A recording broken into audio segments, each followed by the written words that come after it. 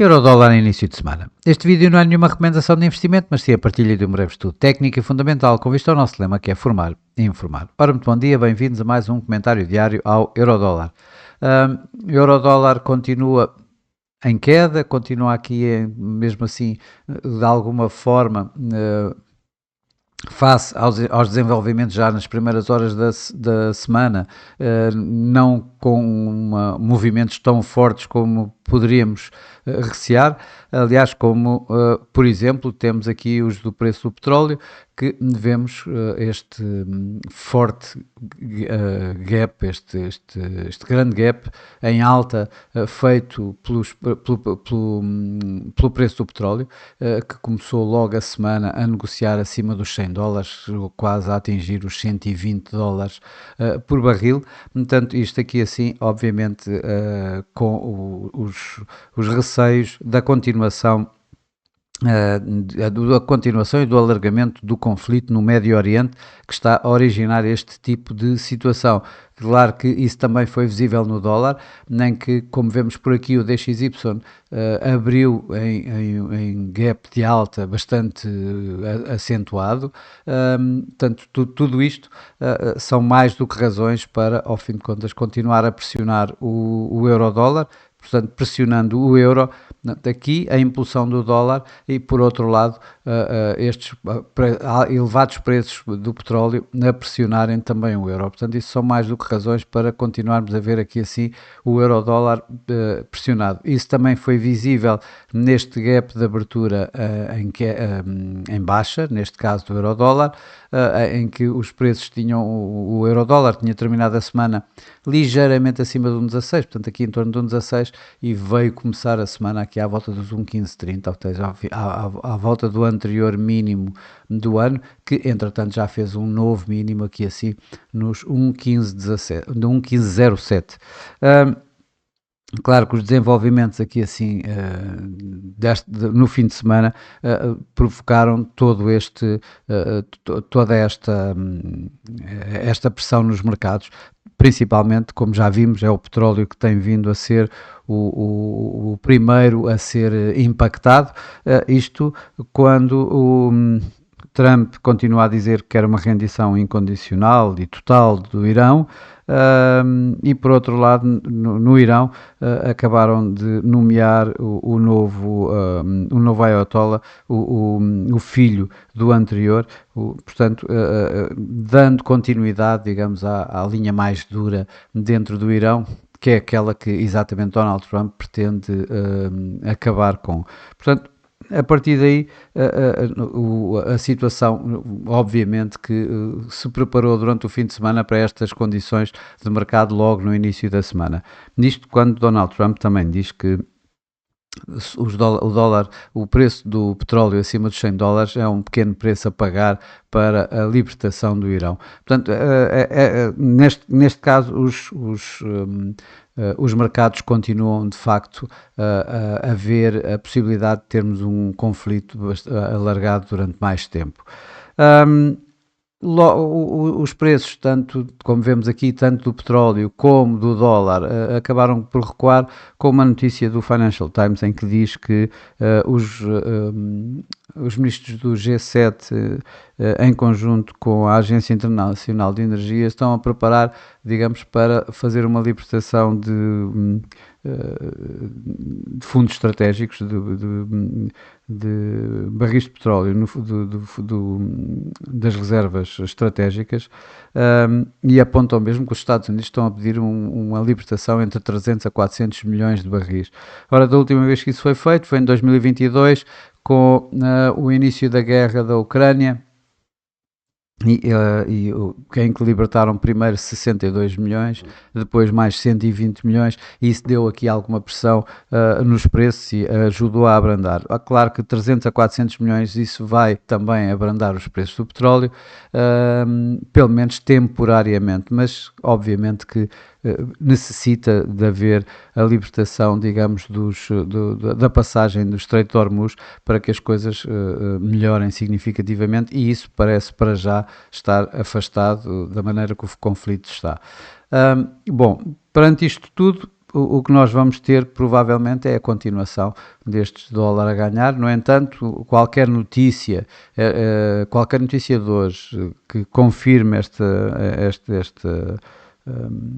esta notícia dada em primeira mão pelo Financial Times da libertação de fundos de barris de petróleo das reservas das reservas estratégicas, obviamente vão dar aqui assim para já a queda do preço do petróleo, só a notícia já fez com que isso acontecesse, e por outro lado, aqui uma recuperação do euro-dólar. Por outro lado, hoje praticamente não há mais nada em termos macroeconómicos, aliás, também não interessa que haja alguma coisa em termos macroeconómicos. E porquê é que eu digo que não interessa? Bom, isso aí vamos aqui ver o que aconteceu, por exemplo, na passada sexta-feira, em que de facto tivemos uma surpresa bastante grande. Estou a falar aqui assim dos non-farm payrolls, em que o mercado estava à espera da criação de 60 mil novos postos de trabalho e de repente apanhou com uma queda de 92 mil e ainda depois de 126 mil que foram revistos em baixa, estavam em 130 para 126 mil. Portanto, o que estamos aqui a falar foi uma surpresa bastante agressiva, não é? E ainda assim, isso e a taxa de desemprego a subir de 4,3 para 4,4. Portanto, esta situação era uma situação que poderia de facto alimentar aqui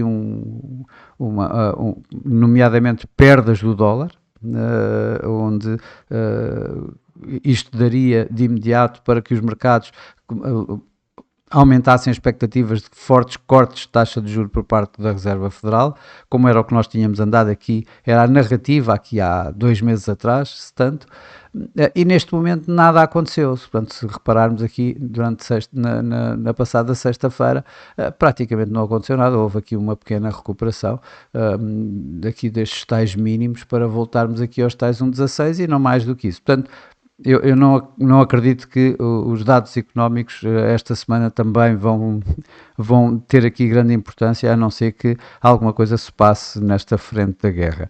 E para esta semana vamos ter praticamente inflação, portanto CPI, o índice de preços do consumidor nos Estados Unidos e depois a medida preferida do Fed para a inflação na sexta-feira, o Core PCE Price Index. Mas isso para já, hoje não há mesmo rigorosamente nada. Ora, vamos então aqui ver os gráficos melhor. E temos aqui assim o euro-dólar a testar aquela base desta área de consolidação entre 1,15 e 1,18. Mais uma vez, vamos ver se ela quebra aqui. Se ao quebrar ainda temos aqui este mínimo novembro de 2025 1,1467, dá aqui assim, é o último reduto, digamos, desta área, antes dos tais 1,1390, o mínimo de agosto, e que se for quebrado então temos os tais 1,1060, à volta de 1,1065. Quando olhamos para os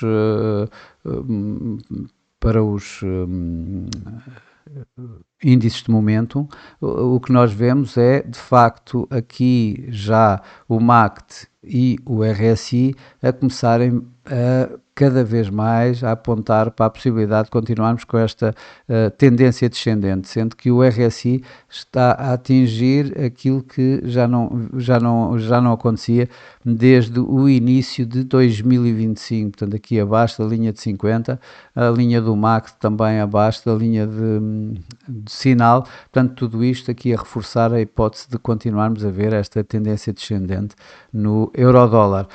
Quando olhamos para o gráfico diário, obviamente que é exatamente isso que nós vemos também. Hoje já temos aqui um novo mínimo do ano, tal como eu disse, a 1,1507, ultrapassado este primeiro mínimo da semana passada, aqui a 1,1530. Esta é a próxima área de suporte mais forte, que está entre o tal mínimo de novembro, que falei há pouco, 1,1467 e este segundo mínimo em novembro de seguida, que esteve aqui à volta de 1,1490. Portanto, 1,1470, 1,1490 é a área de suporte antes da tal área de mínimo de agosto, aqui assim, 1,1391, portanto, a 1,14 praticamente. Quando olhamos para os índices de momentum, claro que eles assentam bem a possibilidade da continuação desta tendência descendente que o preço tem. A inversão disto tudo me dá para já aqui assim a média móvel dos 200 dias, que neste momento se encontra mesmo abaixo de 1,17 ainda. Olhando para o gráfico a 4 horas, portanto, vemos aqui também bem o gap de abertura, desculpem, o gap de abertura da semana. O preço está à volta dos 1,1550 neste momento, mas portanto aqui assim entre estes tais 1,1507, o novo mínimo, e o 1,1580, que é outro nível de resistência, antes da média móvel, que é o 1,1580, este nível de resistência antes da média móvel de 21 neste gráfico a 4 horas, que se encontra aqui assim a 1,16, ligeiramente abaixo de 1,16, a 1,1598. Portanto, esta será a área, digamos, que eu coloco como provável durante o dia de hoje. Olhando para o MACD e para o RSI, vemos de facto que estão a dar bastante, um momento descendente bastante forte, no entanto aqui já a tentar ver alguma lateralização, alguma consolidação a estes níveis. O gráfico a 1 hora também também vai nesse sentido. O preço, depois de ter feito esta abertura, abertura em gap, desde aqui dos 1,1610 até praticamente 1,1530, fez este mínimo a 1,1507 e voltou acima dos tais 1,1530 e tentado aqui a negociar entre 1,1530 e 1,1580. Provavelmente esta será uma área bastante populada de preços, aliás até abaixo da média móvel de 55 horas, portanto a 1,1585. Para já no dia, esse é o meu cenário base, é exatamente aqui alguma volatilidade mais baixa para já, depois deste forte início de semana, poderemos ter durante aqui algumas horas mais esta área a ser a área por excelência para negociar. No entanto, obviamente que eu não ponho aqui a hipótese de virmos um pouco mais baixo aqui à volta dos 1,15, o tal psicológico 1,15, e aqui um pouco mais acima à volta dos 1,1630, em que o mercado andou a fazer máximos na semana passada. Quando olho para o MACD e para o RSI, principalmente aqui o RSI, vejo possibilidade real de vermos esta continuação desta consolidação, e o MACD, além de nos dar, está-nos a dar um momento descendente, é verdade, portanto está negativo, no entanto a linha do MACD está bem acima da linha de sinal, dando aqui algumas indicações de que poderemos ter no mínimo esta tal consolidação, ou mesmo ainda ir um pouco mais acima.